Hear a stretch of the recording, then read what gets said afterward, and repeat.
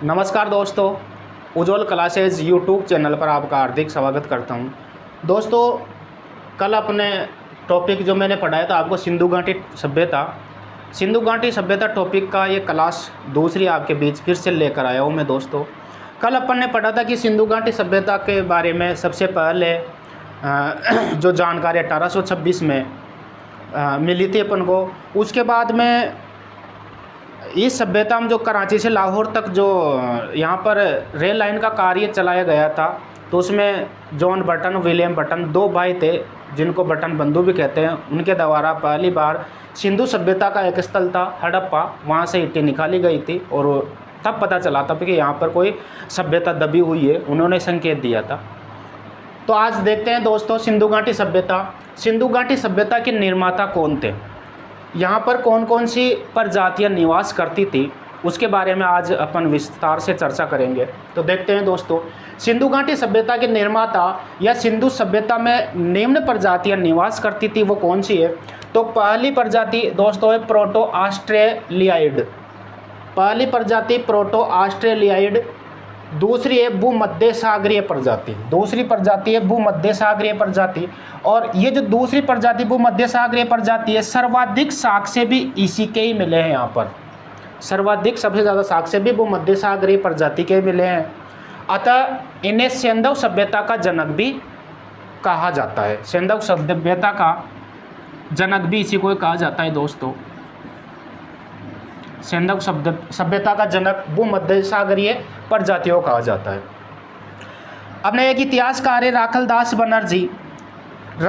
बनर्जी के अनुसार भूमध्य सागरीय, जिनको द्रविड़ प्रजाति भी कहते हैं, तो भूमध्य सागरीय ही सिंधु सभ्यता के निर्माता है। ऐसा कौन सा इतिहासकार कहता है, तो ऐसा इतिहासकार कहने वाला है राखलदास बनर्जी। तीसरी प्रजाति है दोस्तों अल्पाइन और चौथी है मंगोलियन। यानी कि सिंधु सभ्यता या सिंधु घाटी सभ्यता में जो प्रजातियां निवास करती थी, ये मुख्य रूप से 4 प्रजातियां थी: प्रोटो ऑस्ट्रेलियाइड, भूमध्य सागरीय, अल्पाइन और मंगोलियन। सर्वाधिक साक्ष्य अपन को भूमध्य सागरीय प्रजाति के मिलते हैं। राखलदास बनर्जी ने भी भूमध्य सागरीय प्रजाति को सिंधु सभ्यता का निर्माता मानते हैं। अब सिंधु सभ्यता के नामकरण की बात कर लेते हैं दोस्तों। किस किस नामों को सिंधु सभ्यता को या सिंधु सभ्यता को जाना जाता है। तो सिंधु घाटी सभ्यता के लिए मुख्य रूप से 3 प्रयुक्त नाम लिए जाते हैं या 3 नाम प्रयुक्त किए जाते हैं इसके लिए, जिसमें पहला नाम है सिंधु सभ्यता। अब ये नाम किसने दिया, तो दोस्तों ये इस सिंधु सभ्यता नाम का प्रयोग पहली बार जॉन मार्शल ने किया था। और इस नाम का जो प्रयोग पहली बार जॉन मार्शल ने किया था, यह 1924 ईस्वी में किया था। पहली बार जॉन मार्शल सिर्फ नाम का प्रयोग किया था, लेकिन इसी जॉन मार्शल ने सिंधु सभ्यता नाम का प्रकाशन सर्वप्रथम एक पत्रिका चलती है 1932 में, और उस पत्रिका का नाम है द लंदन वीकली। यह साप्ताहिक समाचार पत्र है। इस द लंदन वीकली में 1932 में जॉन मार्शल ने सिंधु सभ्यता नाम का प्रकाशन सर्वप्रथम करवाया था। लेकिन इस नाम का प्रयोग, सिंधु सभ्यता नाम का प्रयोग जॉन मार्शल ने 1924 में ही कर दिया था। बात करें अपन दूसरे नाम की, सिंधु घाटी सभ्यता। तो यह सिंधु घाटी सभ्यता नाम इतिहासकार रफीक मुगल ने दिया था दोस्तों। बात करें अपन तीसरे नाम की, हड़प्पा।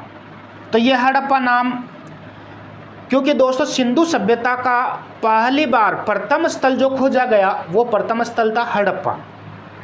सर्वप्रथम खोजा गया स्थल हड़प्पा था। इसी के आधार पर इसका नाम हड़प्पा भी है। वर्तमान में भी सर्वाधिक प्रचलित नाम भी कौन सा है, हड़प्पा नाम है। आगे देखते हैं दोस्तों, सिंधु घाटी सभ्यता का समय या कालक्रम। तो दोस्तों सिंधु घाटी सभ्यता का समय या कालक्रम क्या था, तो कार्बन C14 रेडियो प्रणाली। ये कार्बन C14 क्या है, ये कार्बन C14 रेडियो प्रणाली जो इसकी खोज है, इसकी खोज 1949 में और शिकागो में हुई थी। खोज करता है बिलियर्ड्स F लिब्बी द्वारा इसकी खोज की गई थी। कार्बन C14 रेडियो प्रणाली की खोज 1949 शिकागो में बिलियर्ड्स एफ लिबी द्वारा इसकी खोज की गई थी। और इस कार्बन C14 के अनुसार सिंधु सभ्यता का जो समय है वो 2300 से 1750 ईसा पूर्व और 2350 से 1800 ईसा पूर्व माना जाता है। दोस्तों, दो समय माने जाते हैं, इसके अनुसार दोनों ही मान्य हैं।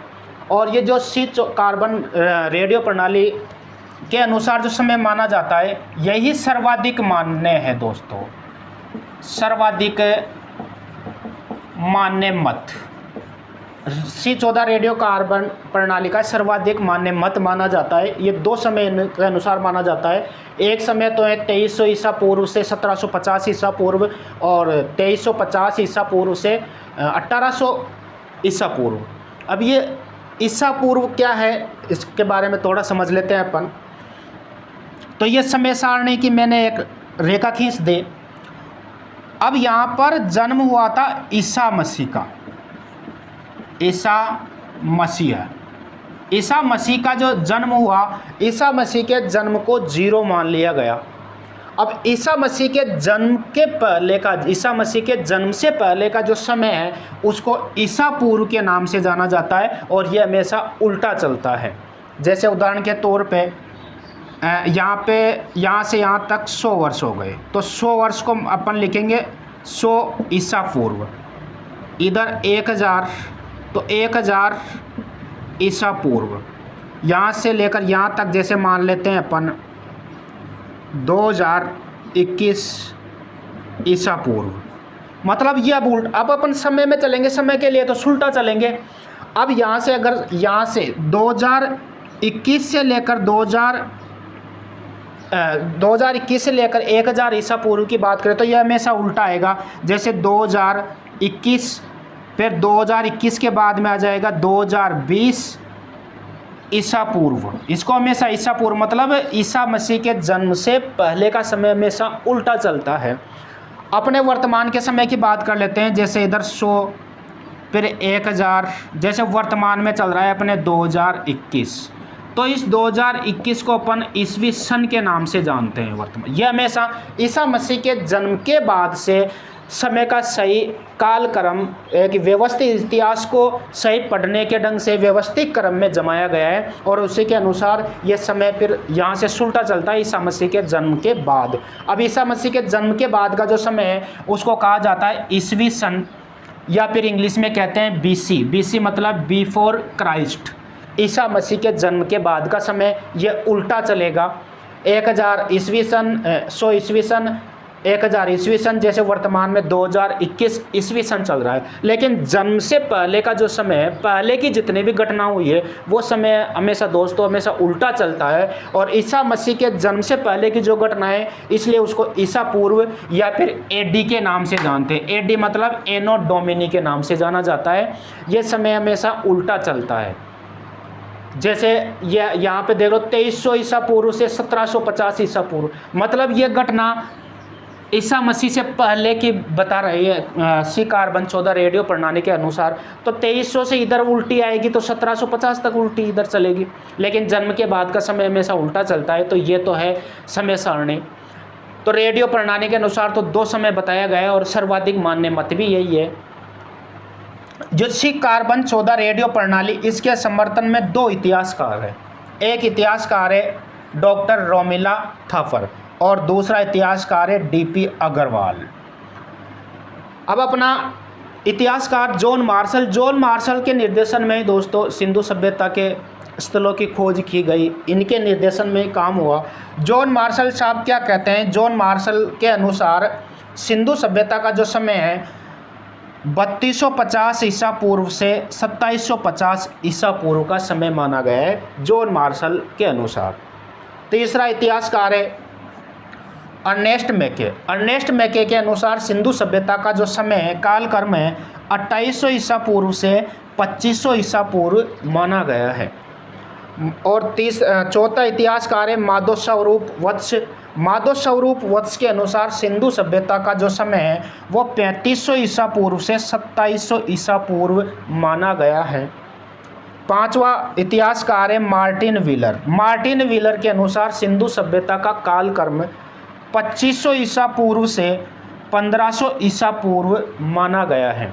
और अपन ये माध्यमिक शिक्षा बोर्ड में भी यही समय मिलेगा, दोनों ही मान्य हैं। और एनसीईआरटी के अनुसार देखें तो एनसीईआरटी के अनुसार सिंधु सभ्यता का जो समय है वो 2500 ईसा पूर्व से 1800 ईसा पूर्व का माना गया है। आगे देखते हैं। हाँ तो दोस्तों आगे देखते हैं सिंधु सभ्यता का विस्तार, सिंधु सभ्यता की आकृति क्या थी, क्षेत्रफल क्या था, इसके बारे में विस्तार से चर्चा करेंगे अपन। दोस्तों ये बोर्ड में मैंने पहले ही लिख दिया कि आपका भी टाइम ख़राब नहीं हो, ताकि आप इस वीडियो को रोक के आराम से नोट्स बना सकते हैं।